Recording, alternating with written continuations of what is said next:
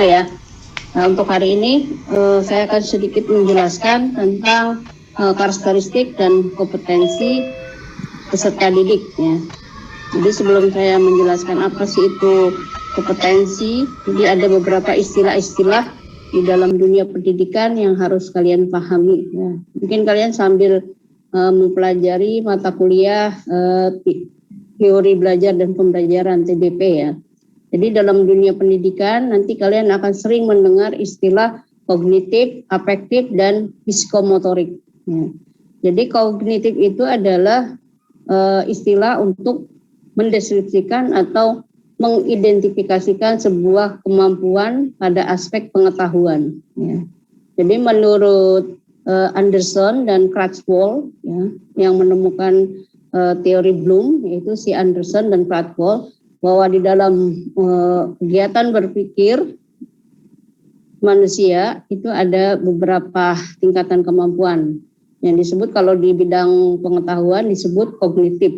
Ya, nanti kalau kalian ketemu istilah kognitif berarti dia cenderungnya kepada kemampuan dalam bidang pengetahuan.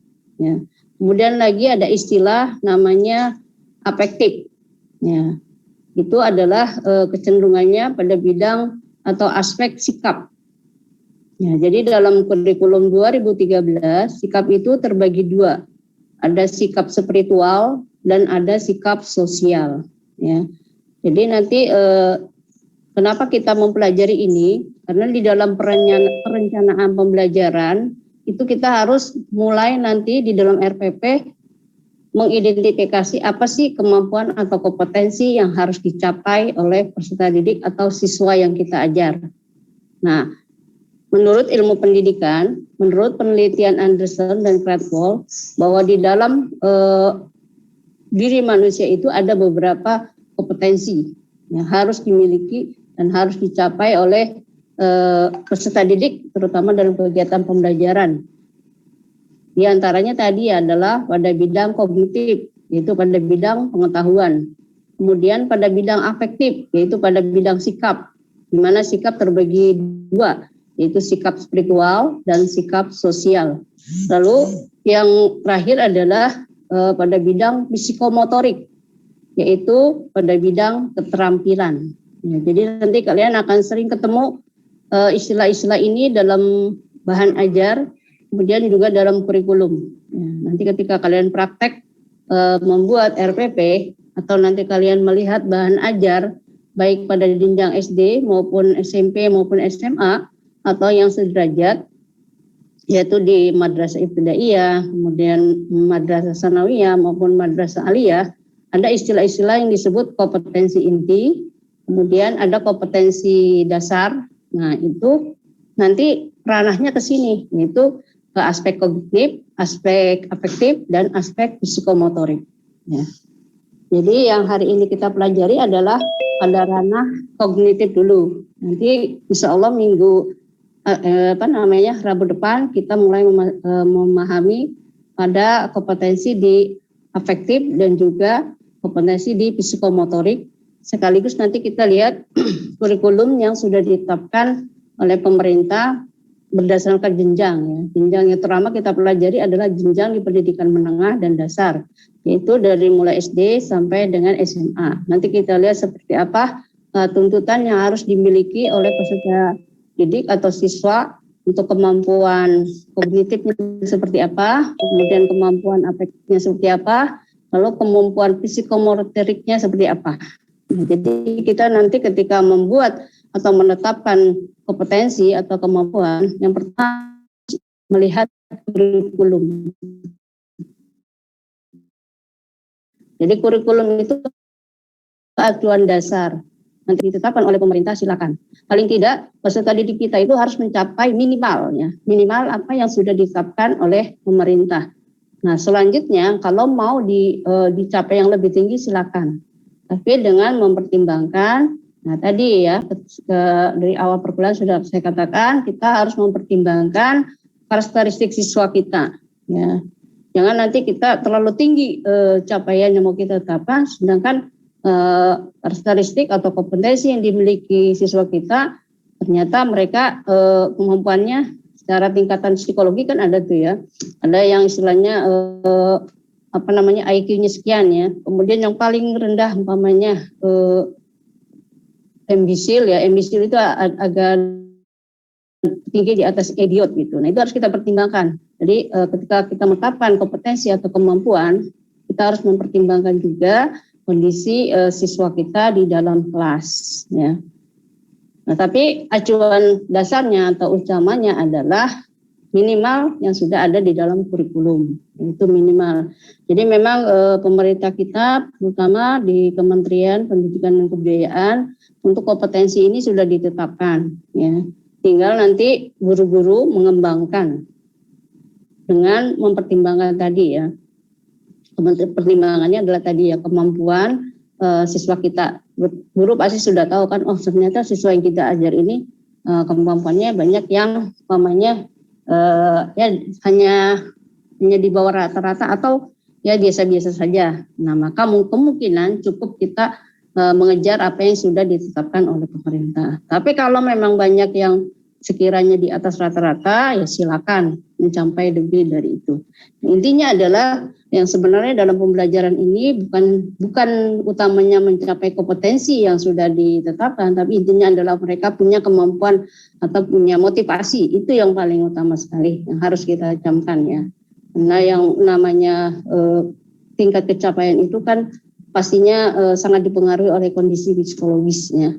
Nah, itu yang harus kalian camkan ya. Yang utamanya adalah mereka punya motivasi untuk belajar. Itu yang lebih utama. Jadi prosesnya yang harus kita hargai. Adapun hasilnya juga menjadi pertimbangan, tapi harusnya yang lebih utama adalah prosesnya. Ya. Sebelum saya masuk mungkin dari yang sudah saya paparkan sedikit, ada yang mau ditanyakan? Mohon slide berikutnya ya. PJ, slide berikutnya.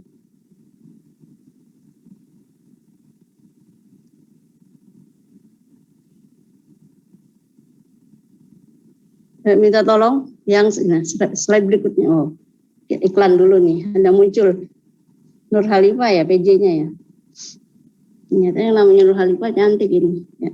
Slide kedua ya. Nur Amanah ya. Kita lihat iklan dulu nih, Nur Amanah. Ya. Sebelum saya masuk ke materi, ada yang mau bertanya tentang istilah-istilah tadi, kognitif, afektif, psikomotorik, dan apa kaitannya dengan perencanaan pembelajaran? Silakan.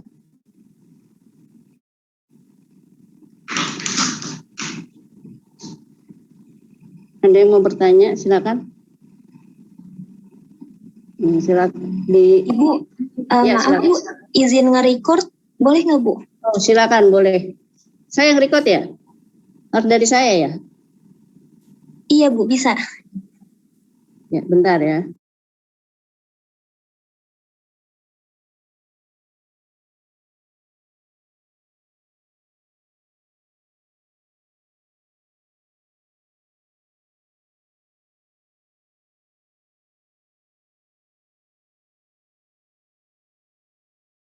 Recording in progress. Ya, sudah saya ini ya, nyalakan tombol recordnya. Ada yang mau bertanya silakan. Seputar istilah kognitif, afektif, psikomotorik dan kaitannya dengan perencanaan pembelajaran. Tidak ada? Ya baik. Kita mulai slide pertama. Tadi kita masuk teori taksonomi Bloom. Ya perlu kalian ketahui penemunya adalah mungkin kalau sering baca komik Andersen ya, Andersen. Nah itu Andersen ini adalah seorang psikolog ya, psikolog yang memang sering meneliti tentang psikologis ya, psikologi salah satunya adalah potensi yang ada di dalam diri manusia. Ya, terutama yang kita pelajari hari ini adalah taksonomi Bloom terkait dengan kompetensi yang ada di dalam kerangka berpikir manusia. Ya. Jadi taksonomi Bloom itu adalah hierarki berpikir, ya, hierarki berpikir pada tingkatan-tingkatan, ya, mulai dari level 1, level 2, level 3, level 4, level 5, level 6. Ya, jadi taksonomi Bloom ini adalah hierarki berpikir yang ditemukan oleh Anderson dan kawan-kawannya. Ya, nanti kalau saran saya sih kalian baca lagi ya, baca lagi. Kemudian teori ini mengalami beberapa perubahan. Pada tahun 2000-an itu mengalami revisi ya. Mungkin nanti kalau kalian cari itu revisi taksonomi Bloom. Ya. Jadi jangan nanti kalau kalian googling ya, itu ternyata masih levelnya level 5 yang paling tingginya evaluasi, berarti itu yang lama. Ya. Kalau yang terbaru itu ada 6, yang paling tingginya adalah mencipta. Ya. Jadi kalau buku aslinya adalah handbook ya, handbook taksonomi Bloom kalau nggak salah ya. Itu ada buku aslinya. Mungkin sekarang ini Perpustakaan Nasional juga sudah bisa kalian akses ya buku-buku asli. Saya sih sarannya kalian rujukannya si asli supaya, karena kalau di googling itu kalau tidak punya dasar bingung ya. Belum lama tadi saya searching sedikit di googling, ternyata itu mereka mengatakan mengikuti yang revisi, tapi di dalamnya ternyata belum gitu, masih levelnya yang paling tinggi adalah evaluasi, padahal revisinya yang sudah direvisi paling tinggi adalah level 6 yaitu mencipta ya. Jadi saran saya sih tolong ketika kalian googling ya, paling tidak sumber buku aslinya itu harus jadi rujukan utama ya. Nanti saya kirim di WA group sumber buku aslinya itu apa ya. Khawatir nanti, karena tadi saya ternyata ketika googling mereka menulis judulnya revisi tapi ternyata belum, isinya belum ya. Itu khawatirnya seperti itu ya. Jadi memang penting sekali ketika kita melakukan literasi atau menelusuri sebuah konsep ataupun teori ataupun lainnya, itu harus rujukan utamanya menjadi pegangan kita, supaya kita tidak menjadi bingung sebenarnya yang benar yang mana. Nah itu penting sekali ya untuk kita menjadi pegangan ketika kita melakukan literasi ya. Baik, jadi taksonomi Bloom ini adalah kaitannya di dalam perencanaan pembelajaran adalah kita itu dalam RPP itu kan ada kegiatan yang namanya menetapkan kompetensi ya. Menetapkan kemampuan apa sih yang akan kita tetapkan untuk siswa kita ya.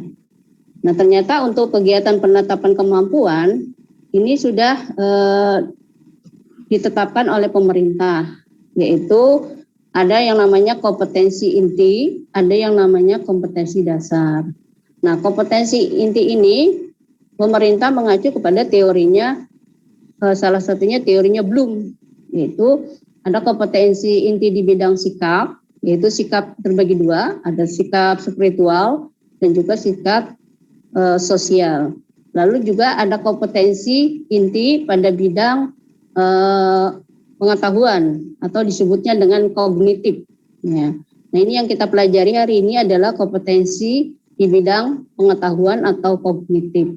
Kemudian ada juga kompetensi di bidang psikomotorik atau keterampilan.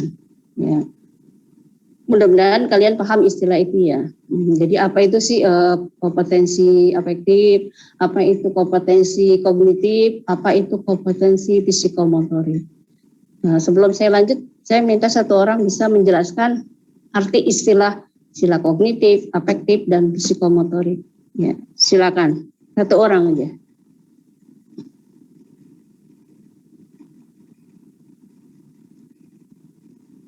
Siapa? Ini Nurul Amanah atau siapa? Saya tunjuk aja nih. Saya tunjuk ya. Apa ya? Coba Pipa Nurhafifah ya. Pipa Nurhafifah, silakan. Apa itu pengertian atau istilah dari kognitif, afektif, dan psikomotorik? Silakan Pipa. Ya Pipa, silakan.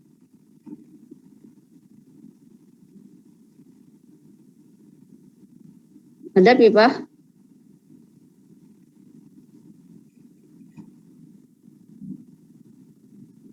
Halo Pipa?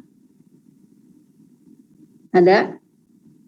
Ini yang kamera, dia Rubaiyah ya, dia coba dia. Kalau misalnya kognitif itu istilah untuk mengidentifikasi pada aspek pengetahuan. Kalau afektif itu cenderung pada sikap, karena di dalam diri manusia itu ada kompetensi yang harus dicapai. Di antaranya itu pengetahuan dan sikap. Dan sikap itu ada dua, sikap spiritual sama sosial. Terus di psikomotorik itu cenderung pada aspek keterampilan. Ya, betul. Ya, ada lagi. Jadi di dalam kompetensi dalam diri manusia, menurut teorinya Bloom, ya, itu ada beberapa aspek ya. Ada aspek kognitif, ada aspek afektif, dan ada aspek psikomotorik. Lalu diterjemahkan ke dalam kurikulum kita, aspek afektif itu dibagi dua. Ya, ketika kurun 2013 itu aspek afektif menjadi dua, spiritual dan sosial. Maka nanti kalau kalian telusur ke belakang, kurikulum 2006 KTSP itu hanya tiga kompetensi. Tapi di 2013, kurikulum 2013 yang dipakai di sekolah-sekolah SD sampai SMA, itu kurikulum 2013 itu ada 4 kompetensi, yaitu kompetensi sikap spiritual, sikap sosial, lalu pengetahuan, lalu psikomotorik. Nah, nanti kalau kalian penulisannya di kurikulum, itu ditulisnya yang pertama adalah sikap dulu. Maka nanti istilahnya KI1 itu terkait dengan sikap spiritual. KI itu kepanjangan dari kompetensi 1.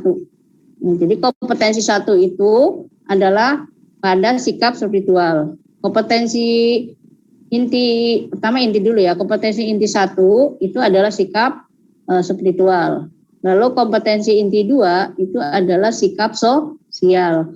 Kompetensi inti 3 adalah pengetahuan atau kognitif. Kemudian kompetensi inti 4 adalah psikomotorik atau keterampilan. Jadi nanti di kurikulum udah terurut ya, terurut. Dia dimulai dari afektif dulu. Dari sikap spiritual yang pertama, yang kedua sikap sosial, yang ketiga nanti pengetahuan, yang keempat baru psikomotorik. Nah, ini nanti kalau ada pertanyaan, saya nanti coba KI 3 itu apa? Nah, ternyata kalau diurutkan KI 3 itu adalah kognitif, yaitu pengetahuan. Ya, nanti kalau nanti kita coba lihat bahan ajar atau bahan ajar aja nanti supaya kalian langsung paham, oh ini gitu ya. Nanti insya Allah setelah kalian tugas Rabu depannya lagi baru kita mulai melihat-lihat bahan ajar ya. Mulai melihat bahan ajar baru nanti kita melihat model-model perencanaan pembelajaran. Nah, penting sekali untuk mengenal istilah-istilah itu ya. Karena nanti yang sering kalian ketemu adalah istilah-istilah itu. Baru nanti kita masuk ke model-model pembelajaran ya. Jadi ada 4 ya di kurikulum kita, yaitu ada kompetensi inti 1 terkait dengan sikap spiritual, kompetensi inti 2 terkait dengan sikap sosial, kompetensi inti 3 terkait dengan pengetahuan atau kognitif, kompetensi inti 4 terkait dengan psikomotorik atau keterampilan ya. Jadi kalau ada istilah afektif itu terkait, berarti afektif itu sikap, kognitif berarti pengetahuan, kemudian keterampilan atau psikomotorik. Nah, hari ini saya batasi pada pembelajaran hierarki pada aspek atau kompetensi kognitif. Ya, ini sudah dibuka nih, ada ini saya pakai yang revisi ya. Kalau yang belum revisi itu yang paling tinggi adalah C5. C5 itu di sini adalah mengevaluasi. Tapi ternyata Anderson dan kawan-kawan itu meneliti. Jadi belum ini murid-muridnya tadi tuh Anderson dan Kraftful itu ya. Ternyata murid-muridnya mengembangkan, merevisi. Yang paling tinggi itu adalah C6 ya. Ini adalah yang kita pelajari baru pada arena atau area berpikir ya. Ternyata di dalam tubuh manusia secara psikologis ya, di ranah berpikir itu ada 6 level ya. Jadi ketika nanti kalian membuat RPP atau merencanakan pembelajaran, itu level yang paling rendah itu adalah C1 Level yang paling tinggi adalah C6. Nah, level C1 itu dalam tingkatan berpikir apa sih? Nah, ini menurut si Bloom dan kawan-kawannya, ya. Ini bukan di sikap, bukan di keterampilan ya. Ini baru baru pada aspek kognitif, ya, baru pada aspek pengetahuan. Ya, tolong dipahami ya. Jadi ada 4 kompetensi yang harus nanti kita pelajari. Yaitu ada kompetensi afektif, sikapnya ada 2, lalu kompetensi pengetahuan atau kognitif, lalu yang keempat adalah kompetensi psikomotorik atau keterampilan. Nah, hari ini kita mempelajari adalah kompetensi pengetahuan atau kompetensi kognitif. Nah, menurut Bloom, kognitif itu berpusat pada kegiatan berpikir. Jadi kegiatan berpikir manusia itu dari mulai yang rendah, yaitu ada di C1. C ini kepanjangan dari kognitif. Ya, jadi kognitif. Kalau bahasa Inggris kan nulis kognitif kan pakai C. Maka disingkat jadi C1. Ya. Jadi kalian pahami C itu adalah istilah untuk singkatan dari kognitif. Ya. Ini kan mengambil dari bahasa Inggris. Ya. Kalau kognitif bahasa Inggris kan pakai C. Jadi C1 berarti kognitif level 1 adalah mengingat. Ya. Jadi level 1 nya adalah mengingat, jadi mengetahui. Jadi kalau kalian nanti menetapkan kompetensi atau kemampuan siswa supaya siswa itu mampu mengingat. Nah, itu berarti menurut teorinya Bloom itu masih pada level 1, level tingkat berpikir 1. Ya, tingkat berpikir 1 itu adalah tingkat yang paling rendah, yaitu lot. Ya, nanti ada istilahnya level berpikir yang paling rendah adalah LOT. Ya, kepanjangannya adalah lower order thinking. Jadi nanti kalau kalian menuliskan atau menetapkan kompetensinya siswa itu mampu mengetahui atau mengingat, nah ini berarti baru pada level C1 atau level kognitif 1. Ya, jadi masih rendah ya. Terus naik ke level berikutnya adalah level berpikir di tingkat 2, yaitu memahami. Ya. Nah, jadi kalau nanti kalian sudah mengarahkan siswa mampu memahami, nah itu berarti sudah masuk ke level 3. Nanti memahami itu kalau berpikirnya kegiatan berpikirnya ngapain aja, nanti di bawah ada. Kalau mengingat kegiatan berpikirnya ngapain aja, nanti di bawah ada. Ya. Nah, coba kita lihat sambil kita ini slide berikutnya. Minta tolong slide berikutnya.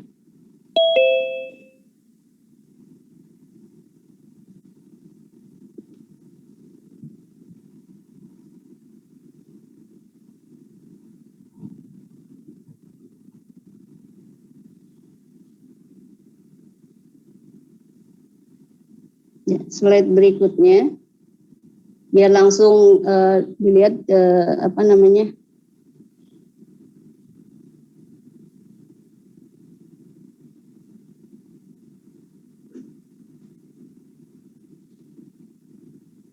ya, tadi kita udah C2 itu adalah memahami. Ya, jadi kita menetapkan rancangan di RPP supaya siswa memahami, maka itu sudah masuk ke level ya.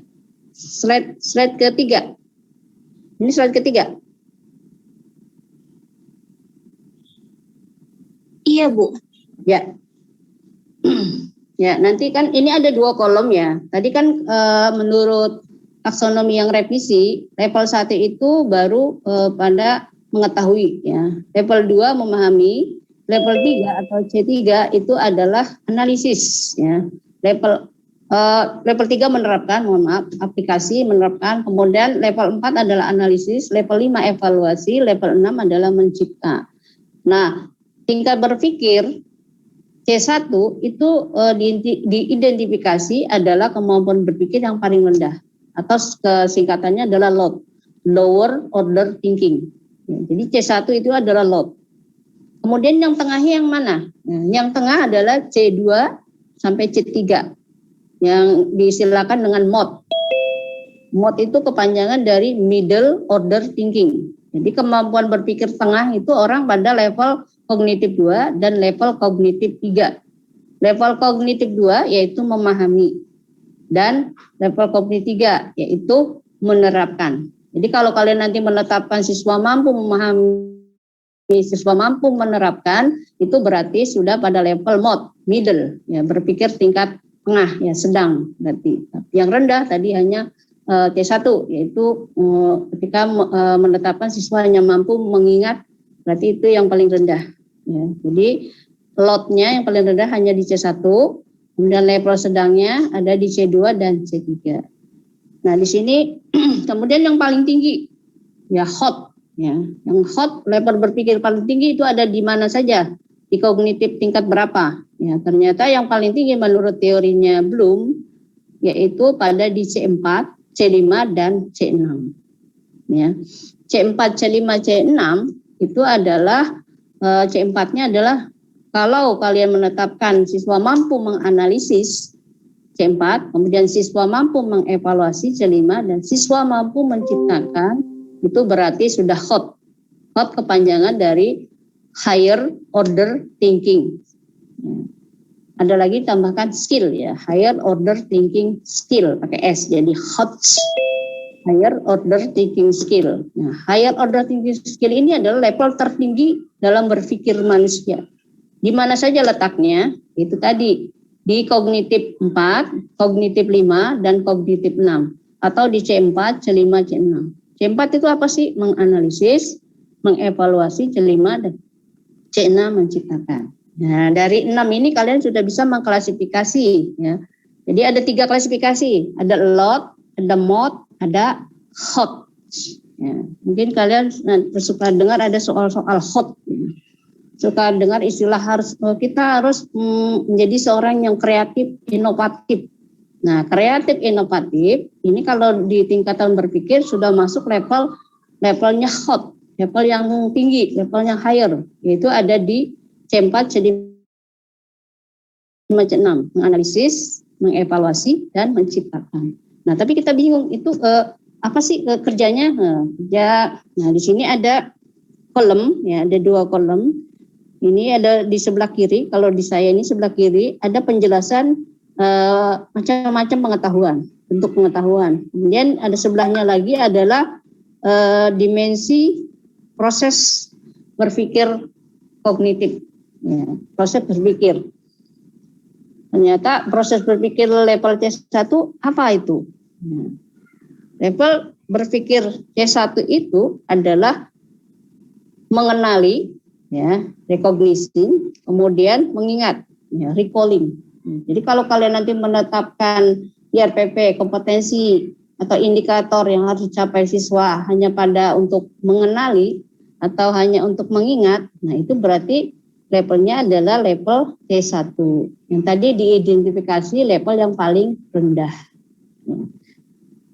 Sampai di level plot dulu, mungkin ada yang mau ditanyakan. Nanti sebelum saya masuk ke dimensi pengetahuan. Ada yang mau bertanya, silakan.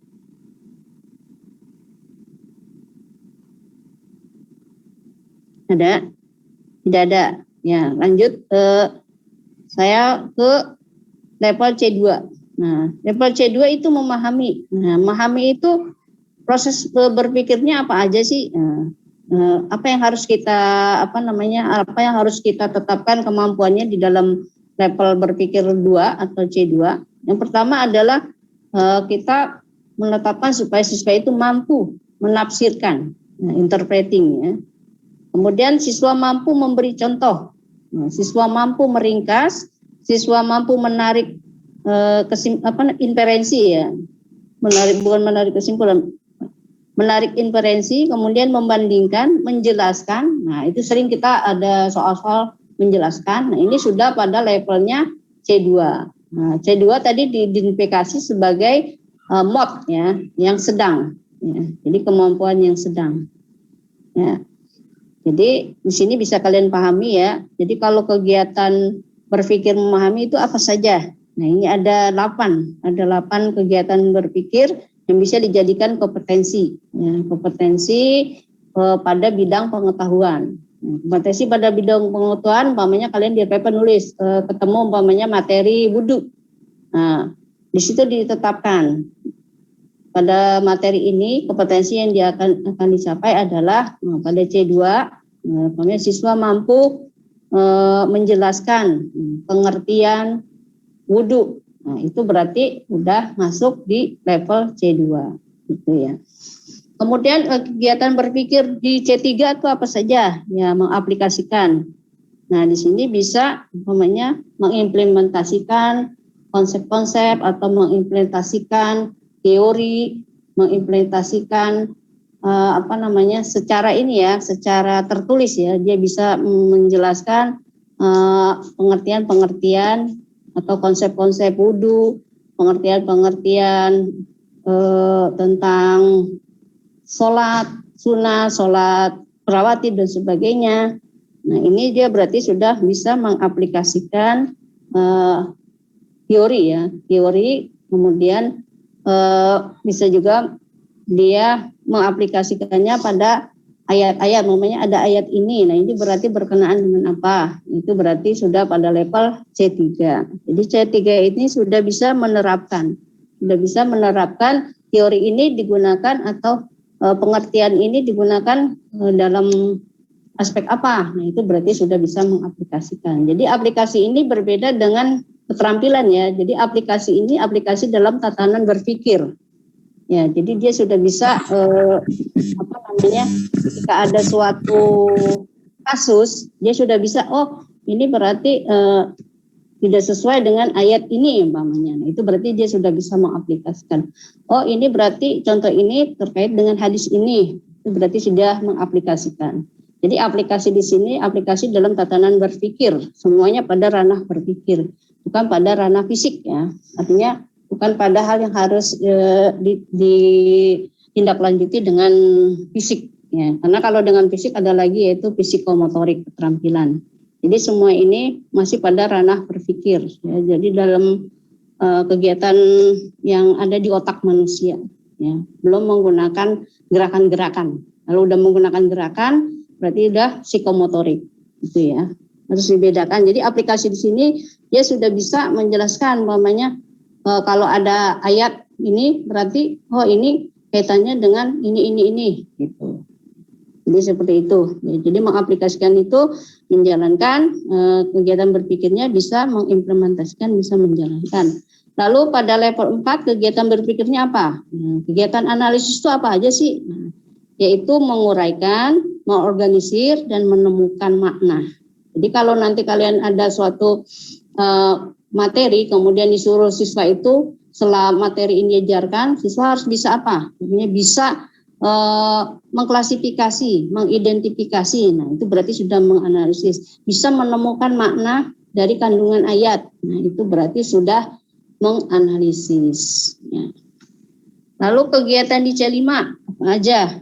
Itu memeriksa, mengkritik. Nah, jadi siswa sudah bisa memberikan suatu pendapat dari contoh-contoh. Biasanya kalau untuk C5, C6 itu lebih kepada kasuistiknya. Jadi ada fakta-fakta, ada kasus-kasus. Nanti siswa di situ disuruh untuk mengkritik, ya, disuruh mengkritik atau memberikan pendapat, memberikan kalau masukan nanti ada di C6 ya, memberikan ide, gagasan itu masuk di C6.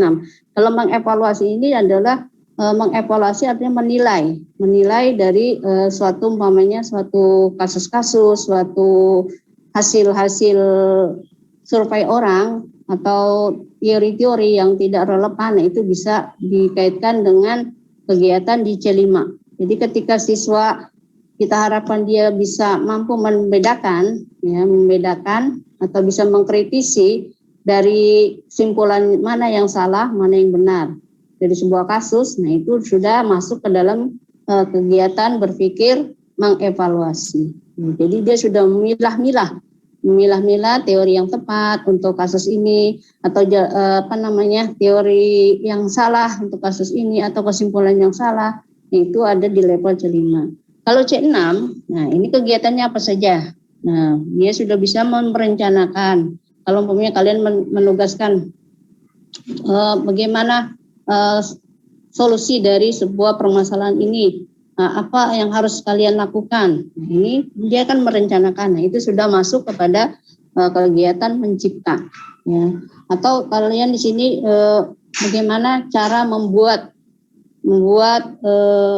namanya dalam pembelajaran SKI itu sejarah cara membuat gambar atau peta kota Madinah.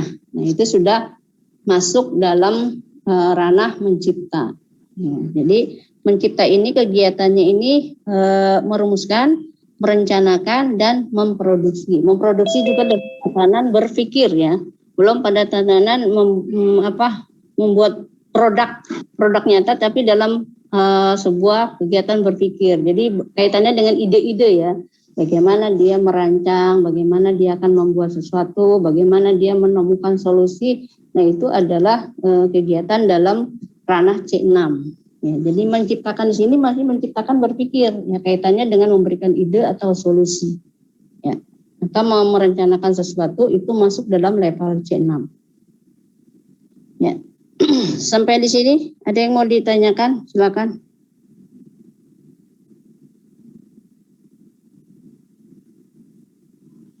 Izin bertanya, Bu. Silakan. Yang sudah Ibu jelaskan tentang C1 sampai C6 itu kan ada lots, mods, dan hots ya, Ibu. Ya. Nah, kemudian di sini bertanya, Bu, dengan rasa penasaran saya mungkin di sini kan juga menyangkut psikologi si anak. Jikalau si anak ini bisa untuk lots dan juga hots, tapi tidak bisa untuk mods gitu, tidak bisa C3, C4. Itu atau sebaliknya gitu. Jadi nggak komplit lah, Bu. Ada satu atau dua komponen yang hilang. Nah, itu apakah anak tersebut dalam suatu masalah atau gimana, Bu? Bagaimana cara kita menghadapinya, seperti dari taksonomi belum ini udah nyiapin gitu pertanyaan-pertanyaan kita selaku guru nanti kalau mau mengenali, mengingat itu kita harus ngapain gitu. Terus menafsirkan kita nanya apa, terus kita kasih sesuatu apa, kayak gitu, Bu. Ya, ini bagus sekali pertanyaannya ya. Yang pertama adalah memang saya katakan dari awal ya, ketika kita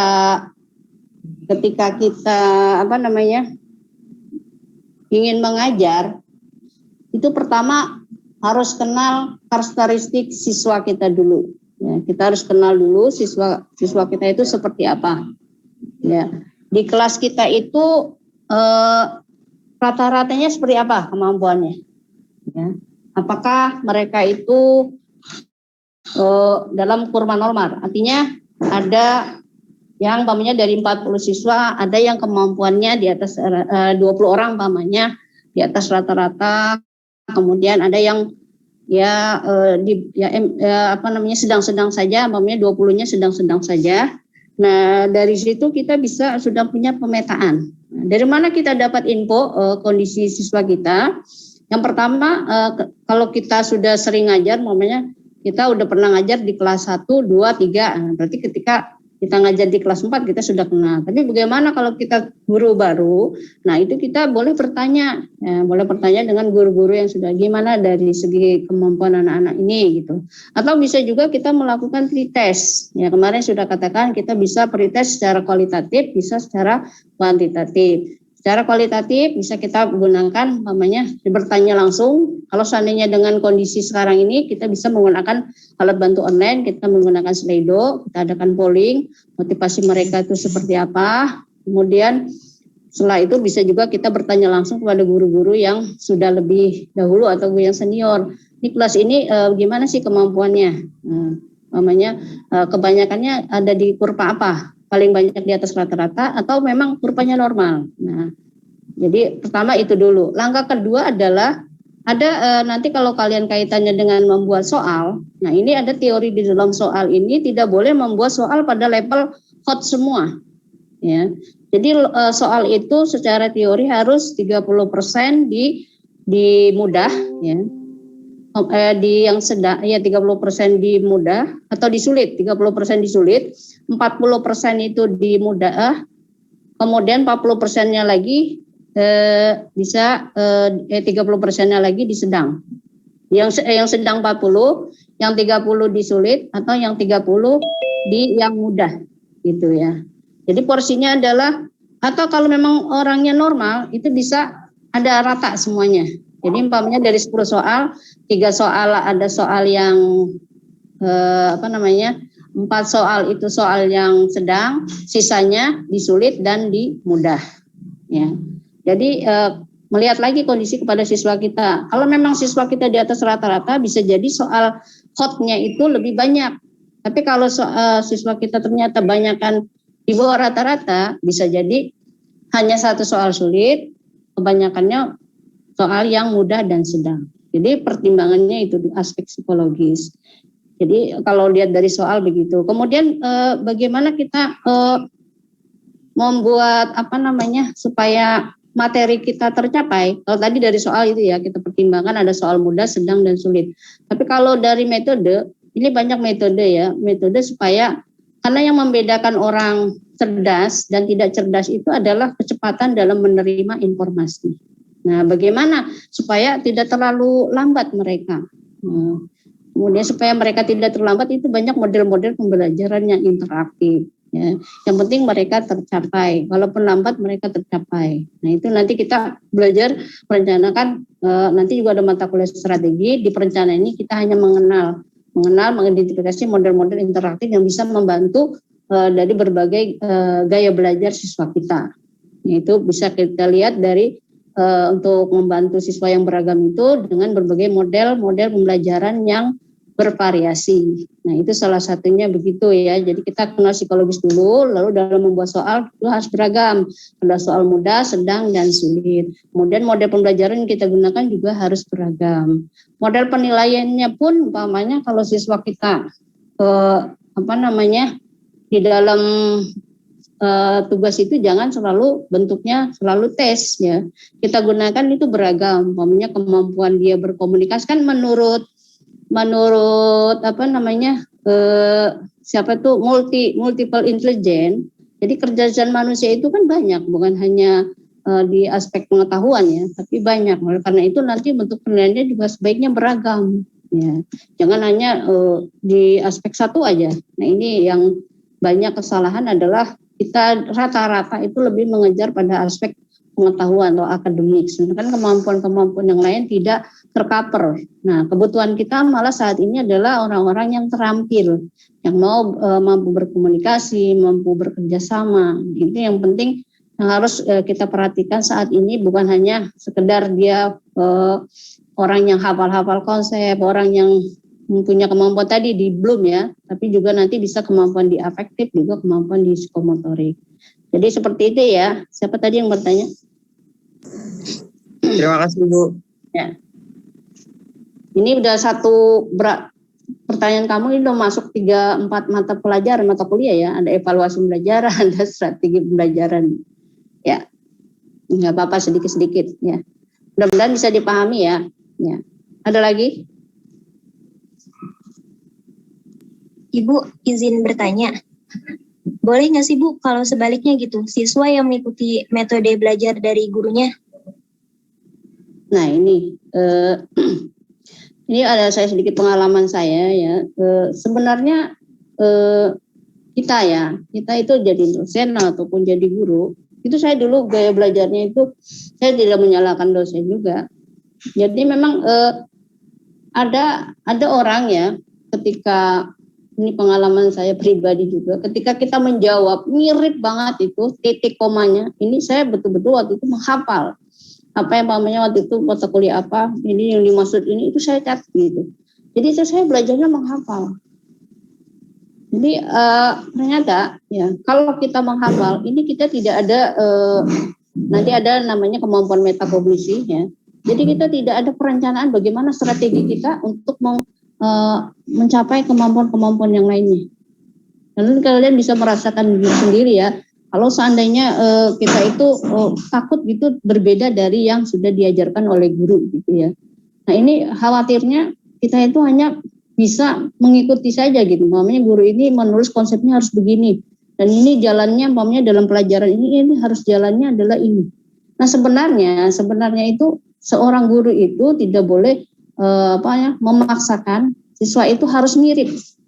Ya, malah harusnya berbeda dengan yang sudah diajarkan oleh guru. Artinya berbeda ini mereka itu punya umpamanya si guru ini mengajarkan konsep, misalnya saya ini ya, saya mengajarkan konsepnya pakai Bloom. Tetapi ada juga yang menjelaskan hierarki berpikir dari teorinya siapa, silakan.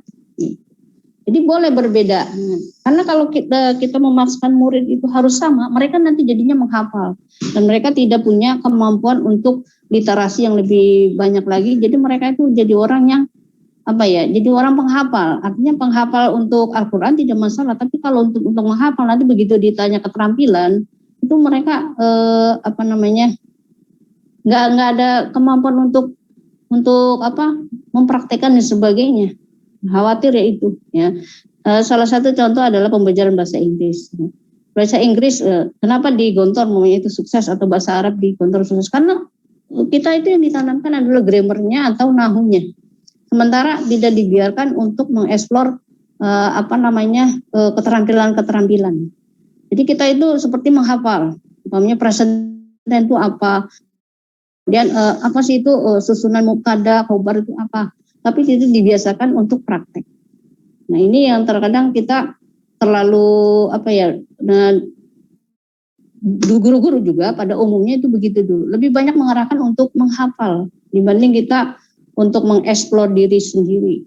Dan bagaimana strateginya kita untuk mencapai itu. Harusnya kita sebagai seorang guru mengarahkan ke sana itu. Karena masing-masing orang itu kan punya cara dia untuk memahami suatu materi itu kan berbeda. Itu yang harus kita tenang. Nanti makanya ada pengetahuan namanya metakognisi nanti di kolom samping itu ya. Bisa dipahami, ya boleh berbeda. Ya. Apa begitu Mas pertanyaannya atau gimana? Iya Bu. Makasih Bu. Ya. Ada lagi? Ada lagi? Silakan. Ya ini nanti tujuan kalian ini panjang nih nanti ya si Bloom ini panjang nih nanti bisa kalian bisa memetakan metode yang dipakainya apa, kemudian nanti bentuk soalnya apa. Nah ini bisa ya. Tapi diawali tadi ya mengenal kondisi psikologi siswa kita. Walaupun daring tetap bisa ya kita bisa minta info dari guru-guru senior. Pokoknya nanti kalian PKM. Ya mudah-mudahan nanti zaman kalian PKM-nya udah nggak daring lagi, artinya bisa interaksi langsung dengan siswa, bisa kita lihat kan siswa kita gayanya yang mana nih, visual, audio visual, gabungan keduanya, atau yang kinestetik. Nah dari situ kita bisa nanti, kita ternyata lebih banyak ini anak-anak kinestetik semua nih, nggak bisa diem nih, pokoknya pakai gerakan-gerakan fisik. Nah berarti kita nanti yang kinestetik gitu. Ternyata senangnya yang audio. Nah, berarti kita mungkin nanti gabungkan ada visual dan ada audio, ada musik di situ, kemudian ada video-video penghantar dan sebagainya. Itu penting sekali ya. Jadi mempelajari karakteristik siswa kita itu penting. Dari mana infonya? Kita dapat dari guru-guru senior ataupun kita untuk kemampuan kita bisa melakukan retest dulu atau kita juga bertanya langsung. Ya, penting sekali kita modal awal adalah mengenal siswa kita. Kan ada dalam hadis ya, tak kenal maka tak sayang. Nah itu berimbas kemana-mana. Ya, kalau kita jadi guru karena kita saya kumlot nih. Nah, jadi guru adalah guru yang bukan karena kita itu merasa orang yang paling pintar, tapi guru yang baik adalah guru yang bisa memotivasi. Ya. Guru yang bisa membawa perubahan. Nanti ada teori istilahnya teori behaviorisme. Jadi pembelajaran itu tujuannya adalah perubahan. Perubahan apakah yang harus sudah ditetapkan oleh guru? Sebenarnya tidak. Ya. Jadi perubahan itu sebenarnya itu tidak. Ya. Sebenarnya tidak harus seperti itu. Tapi kan kita punya acuannya. Ya, kurikulum itu sebagai acuan. Ya paling tidak minimalnya ke situ. Ya. Tapi bagaimana di kelas kita adalah orang yang modelnya ini sulit gitu.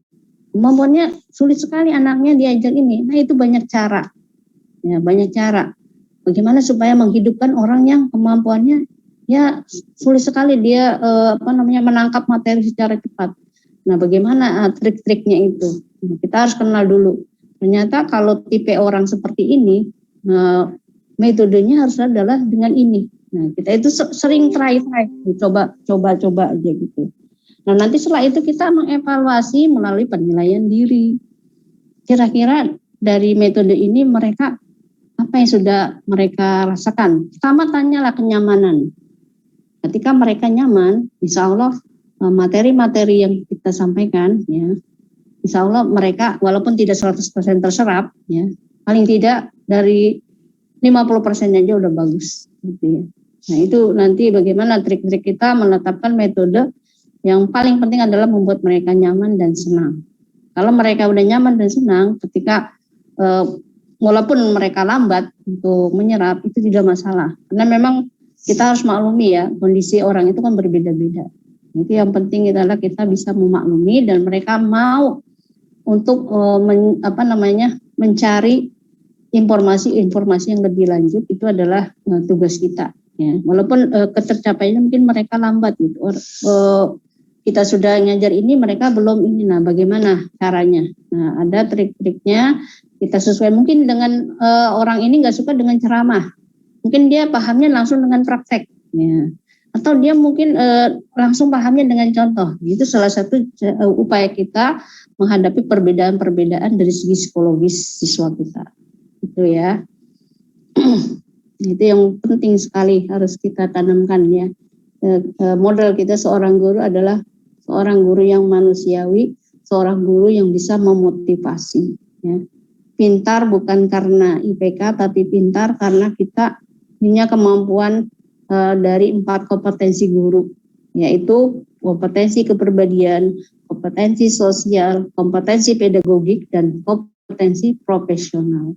Ini harus 4-4-nya jalan. Jadi guru itu bukan hanya pintar, tapi dia seorang yang sosial, bisa paham dengan kondisi siswa, punya kepribadian, bisa dicontoh oleh siswa. Guru itu kepanjangan digugu dan ditiru. Itu 4 modal yang harus kalian miliki. Bukan hanya mengejar IPK tertinggi, tapi paling tidak bisa memanusiakan siswa, bisa memanusiakan diri kita juga terutama ya. Nah, itu yang paling penting ya. Yang harus kalian tanamkan. Bagaimana ketika kita punya siswanya ternyata sulit sekali ngajar anak ini. Nah, harus kita tanya gitu ya. Ini dia siswa ini cepatnya dengan pakai apa? Apakah harus dipraktekkan langsung atau dengan contoh-contoh namanya kisah-kisah? Nah itu kan orang berbeda-beda. Ya. Itu harus kita cari di mana siswa kita itu metode yang tepatnya apa. Kalau dari segi soal kita bisa membuat soal yang mungkin lebih banyak di mana gitu. Apakah di sulit, di sedang atau di mudah? Itu sangat manusiawi sekali ya. Pendidikan kita itu secara teori sudah lengkap gitu ya, tinggal kita bagaimana mengimplementasikannya. Nah, kalau tidak ada pertanyaan di kolom sebelah, nah ini saya masuk dari kanan dulu baru ke kiri ya. Nah, di kolom sebelah ini ada dimensi pengetahuan. Ternyata pengetahuan itu ada 4 ya, faktual, prosedural, kemudian konseptual dan metakognisi. Faktual bersifat dengan fakta-fakta peristiwa, kemudian konsep terkait dengan konsep-konsep, prosedur terkait dengan cara-cara gitu ya, cara-cara, kemudian metakognitif yang mungkin kalian baru, mungkin tapi ini udah lama tapi jarang sekali diunggah. Kalau metakognitif ini sebenarnya bukan terkait dengan konten ya, bukan terkait dengan materi, tapi kepada bagaimana tadi ya, siswa itu belajar mengenal diri, merefleksikan diri ya. Bagaimana dia bisa memahami materi ini dengan cara apa. Nah itu bagaimana cara kita membangkitkan metakognisi, kemampuan metakognisi siswa, yaitu dengan cara bisa melakukan refleksi diri melalui kegiatan umpamanya penilaian diri. Setelah materi selesai silakan guru memberikan refleksi diri kepada siswa dari materi ini. Bagaimana cara kalian untuk memahami materi ini? Nah, apa saja yang dipersiapkan? Kemudian apa yang menjadi kesulitan dan bagaimana cara mencari jalan keluar dari kesulitan yang dihadapi dari materi ini. Nah, ini penting sekali untuk kita miliki ya. Supaya kita itu intinya dari pembelajaran itu membuat mereka nyaman, tenang, dan senang. Intinya itu. Nah, adapun hasil, walaupun lambat yang penting tercapai. Itu yang harus ditanamkan, ya, harus kita tanamkan seperti itu. Ya, untuk metakognisi mungkin nanti kalian bisa pelajari lagi lebih lanjut ya. Untuk intinya ada beberapa macam bentuk jenis ya. Nah, kaitannya kenapa kita harus belajar jenis ini? Karena nanti kaitannya ketika kita menetapkan metode atau membuat soal. Jadi kalau materinya yang sifatnya fakta, ini harusnya metodenya apa? Kemudian bentuk soalnya nanti apa? Strategi pembelajarannya harusnya bagaimana gitu. Ini kalau yang konsep harusnya metodenya nanti apa? Medianya yang tepat apa? Nah, ini kaitannya dengan nanti untuk menetapkan metode, media, pendekatan, strategi, dan juga membuat soal. Ya, ini kalian pahami. Jadi di dalam pengetahuan itu ada beberapa jenis. Ya, ada yang sifat fakta, prosedur, metakognisi. Ya, nah metakognisi ini sebenarnya sifatnya adalah supaya siswa kita itu dari beberapa itu bagaimana cara dia mencapai kemampuan tadi, kemampuan memahami fakta, kemampuan memahami prosedural, kemampuan memahami konsep. Nah, itu metakognisi sebetulnya lebih kepada manajemen diri, karena setiap orang itu kan berbeda-beda. Ya. Seperti itu ya.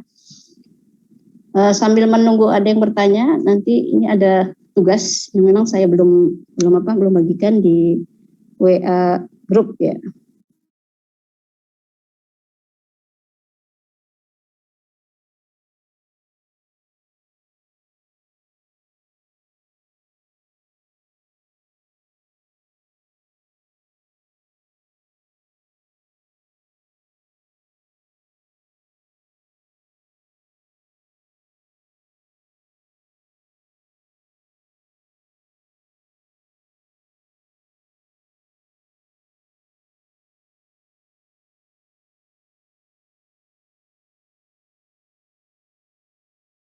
Ya, ada yang bertanya lagi? Ya, tadi yang bertanya ada Ebi, kemudian ada siapa lagi tadi ya? Ada yang mau bertanya terkait kompetensi pada satu aspek ini ya, baru kita pelajari ya pada aspek taksonomi belum. Saya rasa udah jam 11, mungkin kalau ada pertanyaan-pertanyaan lebih lanjut, ini kita di WA grup ya, sudah cukup, udah 1 jam, ini lumayan.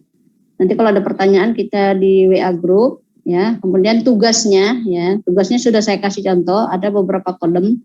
Tadi tugas di sini adalah kalian sudah saya kasih contoh ya. Namanya kalau di prosedural itu saya sudah kasih contoh fakta. Fakta itu kan ada 2, ada yang sifatnya khusus ya terkait syarat-syarat, ada yang sifatnya terkait kemampuan terminologi. Sudah saya kasih contoh.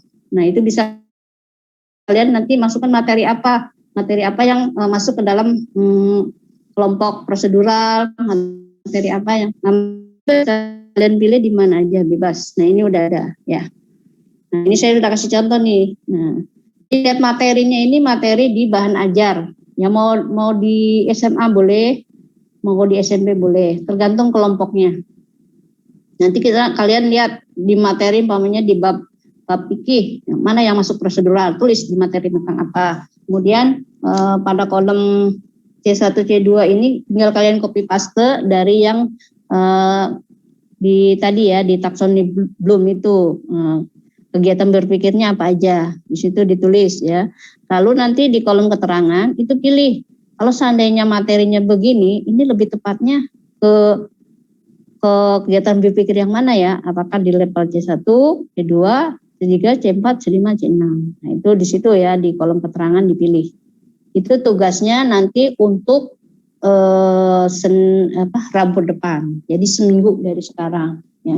Nanti dikumpulnya di GCR-nya belum saya buat, kode kelasnya insya Allah akan segera saya berikan GCR untuk materi PPAI ini ya. Jadi tugasnya itu ya, bisa dipahami tugasnya. Ada yang mau tanya tugas?